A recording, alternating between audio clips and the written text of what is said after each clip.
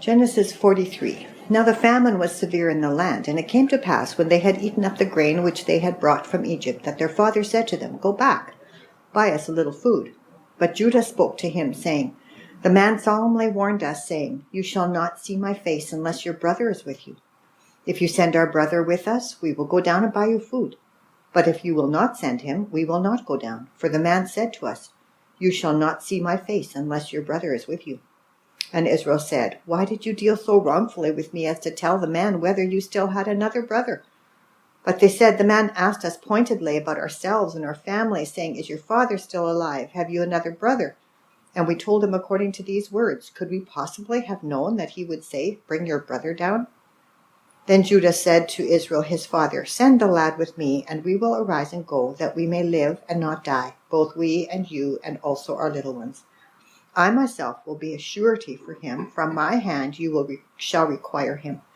If I do not bring him back to you and set him before you, then let me bear the blame forever. For if we had not lingered, surely by now we would have returned this second time. And their father Israel said to them, If it must be so, then do this. Take some of the best fruits of the land in your vessels, and carry down a present for the man, a little balm, a little honey, spices and myrrh, pistachio nuts and almonds. Take double money in your hand, and take back in your hand the money that was returned in the mouth of your sacks. Perhaps it was an oversight. Take your brother also, and arise, go back to the man.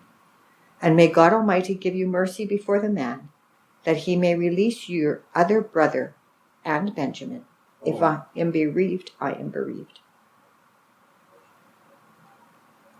So the men took that present and Benjamin, and they took double money in their hand, and arose and went down to Egypt, and they stood before Joseph. When Joseph saw Benjamin with them, he said to the steward of his house, Take these men to my home, and slaughter an animal, and make ready, for these men will dine with me at noon. Then the man did as Joseph ordered, and the man brought the men into Joseph's house. Now the men were afraid, because they were brought into Joseph's house, and they said, It is because of the money which was returned in our sacks the first time that we are brought in, so that he may make a case against us and seize us, to take us as slaves with our donkeys. When they drew near to the steward of Joseph's house, they talked with him at the door of the house and said, O sir, we indeed came down the first time to buy food, but it happened when we came to the encampment that we opened our sacks, and there each man's money was in the mouth of his sack, our money in full weight, so we have brought it back in our hand, and we have brought down other money in our hands to buy food. We do not know who put our money in our sacks. But he said, Peace be with you. Do not be afraid. Your God and the God of your father has given you treasure in your sacks. I had your money. Then he brought Simeon out to them. So the man brought the men into Joseph's house and gave them water, and they washed their feet, and he gave their donkeys feed. Then they made the present ready for Joseph's coming at noon, for they heard that they would eat bread there. And when Joseph came home, they brought him the present which was in their hand into the house, and bowed down before him to the earth. Then he asked them about their well-being, and said, Is your father well, the old man of whom you spoke? Is he still alive? And they answered, Your servant our father is in good health. He is still alive. And they bowed their heads down and prostrated themselves. Then he lifted his eyes and saw his brother Benjamin, his mother's son, and said, Is this your younger brother of whom you spoke to me? And he said, God be gracious to you, my son. Now his heart yearned for his brother, so Joseph made haste and sought somewhere to weep. And he went into his chamber and wept there. Then he washed his face and came out, and he restrained himself and said, Serve the bread. So they set him a place by himself, and them by themselves, and the Egyptians who ate with him by themselves, because the Egyptians could not eat food with the Hebrews, for that is an abomination to the Egyptians. And they sat before him, the firstborn according to his birthright, and the youngest according to his youth. And the men looked in astonishment at one another. Then he took servings to them from before him, but Benjamin's serving was 5 times as much as any of theirs, so they drank and were merry with him. 44. And he commanded the steward of his house, saying, Fill the men's sacks with food, as much as they can carry, and put each man's money in the mouth of his sack. Also put my cup, the silver cup, in the mouth of the sack of the youngest, and his grain money." So he did according to the word that Joseph had spoken. As soon as the morning dawned, the men were sent away, they and their donkeys. When they had gone out of the city and were not yet far off, Joseph said to his steward, "Get up, follow the men, and when you overtake them, say to them, 'Why have you repaid evil for good? Is not this the one from which my Lord drinks, and with which he indeed practices divination? You have done evil in doing so.'" So he overtook them, and he spoke to them these same words. And they said to him, "Why does my Lord say these words? Far be it from us that your servants should do such a thing.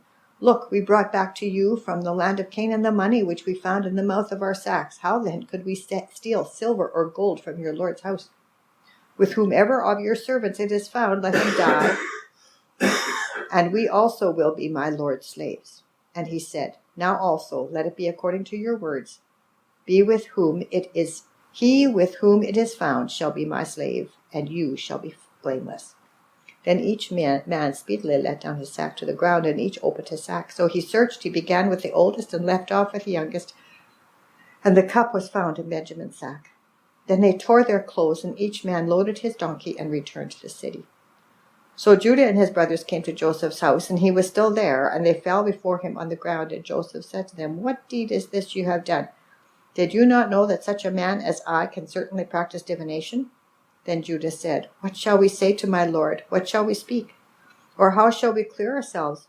God has found out the iniquity of your servants. Here we are, my Lord's slaves, both we and he also with whom the cup was found." But he said, "Far be it from me that I should do so. The man in whose hand the cup was found, he shall be my slave. And as for you, go up in peace to your father." Then Judah came near to him and said, "O my Lord, please let your servant speak a word in my Lord's hearing, and do not let your anger burn against your servant, for you are even like Pharaoh. My Lord asked his servant, saying, 'Have you a father or a brother?' And we said to my Lord, 'We have a father, an old man, and a child of his old age, who is young. His brother is dead, and he alone is left of his mother's children, and his father loves him. Then you said to your servants, Bring him down to me, that I may set my eyes on him. And we said to my Lord, The lad cannot leave his father, for if he should leave his father would die. But you said to your servants, Unless your youngest brother comes down with you, you shall see my face no more. So it was, when we went up to your servant my father, that we told him the words of my Lord, and our father said, Go back and buy us a little food.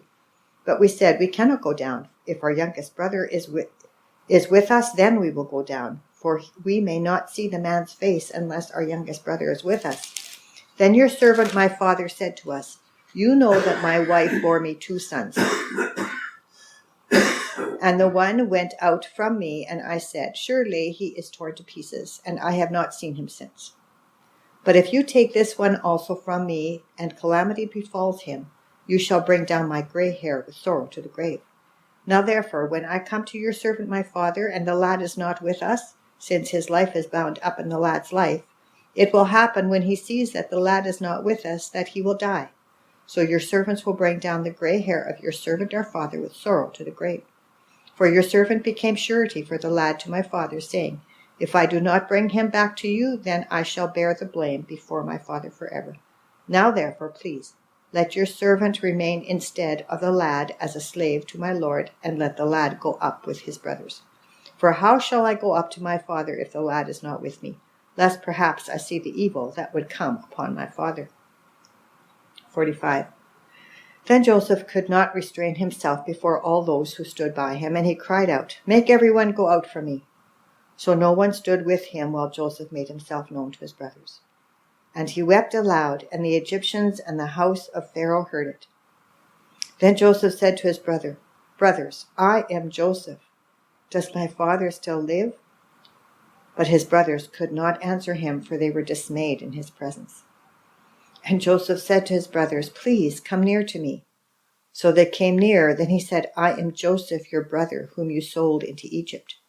But now do not therefore be grieved or angry with yourselves because you sold me here, for God sent me before you to preserve life. For these 2 years the famine has been in the land, and there are still 5 years in which there will be neither plowing nor harvesting. And God sent me before you to preserve a posterity for you in the earth and to save your lives by a great deliverance. So now it was not you who sent me here, but God. And he has made me a father to Pharaoh and lord of all his house and a ruler throughout all the land of Egypt. Hurry and go up to my father and say to him, Thus says your son Joseph, God has made me lord of all Egypt. Come down to me, do not tarry. You shall dwell in the land of Goshen, and you shall be near to me, you and your children, your children's children, your flocks and your herds, and all that you have. There I will provide for you, lest you and your household and all that you have come to poverty, for there are still 5 years of famine. And behold, your eyes and the eyes of my brother Benjamin see that it is my mouth that speaks to you. So you shall tell my father of all my glory in Egypt, of all that you have seen, and you shall hurry and bring my father down here. Then he fell on his brother Benjamin's neck and wept, and Benjamin wept on his neck. Moreover, he kissed all his brothers and wept over them. And after that his brothers talked with him. Now the report of it was heard in Pharaoh's house, saying, Joseph's brothers have come. So it pleased Pharaoh and his servants well. And Pharaoh said to Joseph, Say to your brothers, do this, load your animals and depart, go to the land of Canaan. Bring your father and your household and come to me. I will give you the best of the land of Egypt, and you will eat the fat of the land. Now you are commanded, do this, take carts out of the land of Egypt for your little ones and your wives. Bring your father and come. Also do not be concerned about your goods, for the best of all the land of Egypt is yours. Then the sons of Israel did so, and Joseph gave them carts according to the command of Pharaoh, and he gave them provisions for the journey. He gave to all of them, to each man, changes of garment, but to Benjamin he gave 300 pieces of silver and 5 changes of garments. And he sent to his father these things, 10 donkeys loaded with the good things of Egypt, and 10 female donkeys loaded with the grain, bread, and food for his father for the journey. So he sent his brothers away, and they departed, and he said to them, See that you do not become troubled along the way. Then they went up out of Egypt, and came to the land of Canaan to Jacob their father. And they told him, saying, Joseph is still alive, and he is governor over all the land of Egypt. And Jacob's heart stood still, because he did not believe them. But when they told him all the words which Joseph had said to them, and when he saw the carts which Joseph had sent to carry him, the spirit of Jacob their father revived. Then Israel said, It is enough. Joseph my son is still alive. I will go and see him before I die.